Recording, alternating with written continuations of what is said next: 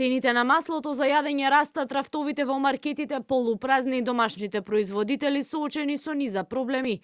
Поради изборите во Србија рампата се уште е спуштена, не се испорачуваат договорените и платени количини. ТВ24 дознава, Велешки Кристал работи со минимален капацитет и намалено производство. Извори од компанијата велат Србија, иако ветила рафинираното масло кое веќе го платиле, се уште не го испорачала. Рафинирано масло изминатиот период се набавувало од соседството по многу повисоки цени, за да нема застои да се задоволи само мал дел од количините на домашниот пазар. Велешка маслодајна од соседна Бугарија го плаќала и по цена од околу 3 евра за литар. Деблокада и старт на испораката чекаат и од Брилијант. За недостигот во маркетите, првиот човек на компанијата прстот го впери во потрошувачите. Директорот Коста Ташков за ТВ24 вели поради страф од повисоки цени се купувале големи количини. Залих имаме за тековниот месец и во очекување сме да почне испораката од Србија, каде имаме договори за набавка на количини за наредните 2 месеци, а исто така преговараме со други добавувачи од трети земји, со што мислам дека ќе обезбедиме количини до наредната реколта. Дека има застој во испораките потврдуваат од земјоделие.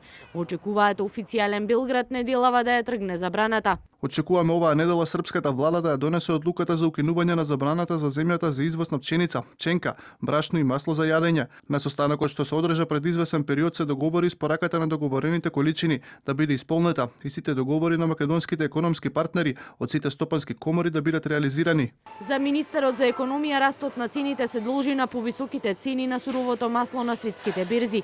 Според Бектеши земјава нема проблеми со снабдување и производство на масло. Смирува доколку има потреба во координација со земјоделие, ќе носат дополнителни мерки за ублажување на нов евентуален ценовен раст. Правиме и други мерки во однос на утврдување на одредени количини кои преку Министерство за земјоделие би можело да бидат субвенционирани за нашите производители. Во земјава дел од основните прехранбени производи, меѓу кои маслото за јадење веќе се продаваат со 0% ДДВ, но по последните случувања се поизвестно е дека цените и во иднина ќе растат. Со проблем се соочуваат и дел од увозниците на брашно во земјава.